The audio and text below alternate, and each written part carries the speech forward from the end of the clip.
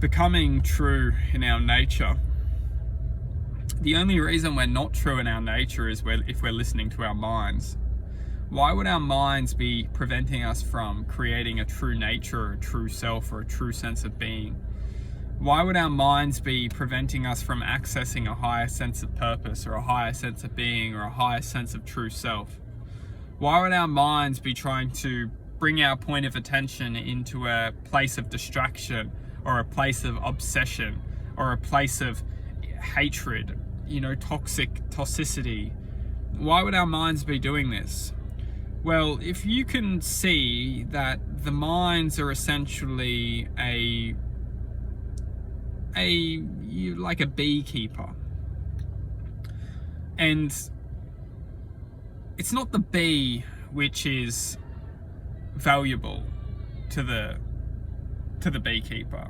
In fact, if the beekeeper would have it, he would just have the honey, and he would just have the honey. But he can't just get honey without the bees, because at the end of the day, not all beekeepers actually are good. A lot of beekeepers don't really like their job. They don't really want to be here. They don't really want to be here. All they want is the honey. The minds are very similar to the beekeeper. The minds don't really want to be here. In fact, the minds don't want to be here at all. The mind's job is just to keep the human producing this so-called honey. But it's not honey which the human's producing, it's fear. And the mind's job is actually just to keep programming the human for producing fear, producing stress, producing worry, producing anxiety, producing doubt, producing hatred, producing any toxic vibration that is being used in the form of untrue nature to our own being. The poor bee is only a slave to the beekeeper if he just wants to continue to live by the beekeeper's sense of illusion. If the beekeeper can program the queen to stay in its spot, then all the other workers will just stay with the bee. It's the same with our point of attention.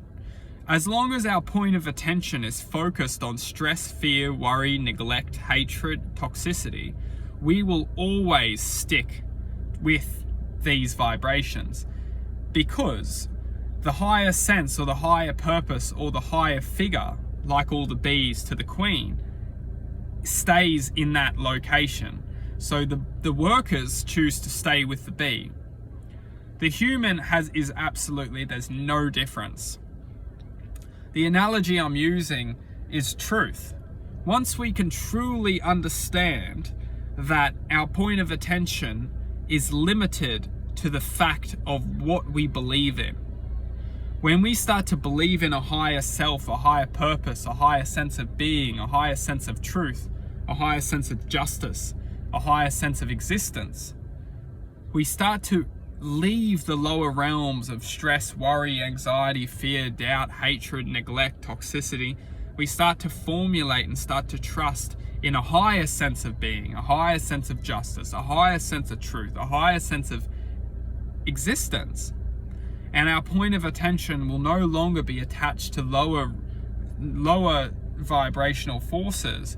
We will start to release ourselves and start to attract in a new higher sense of being, which comes from the heart.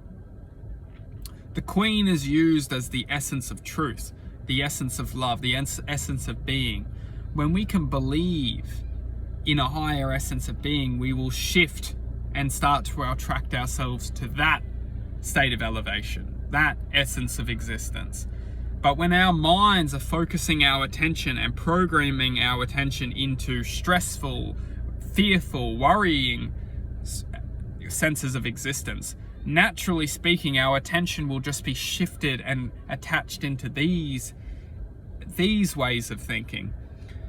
To open the heart is to truly welcome the expression of higher realms into this dimension.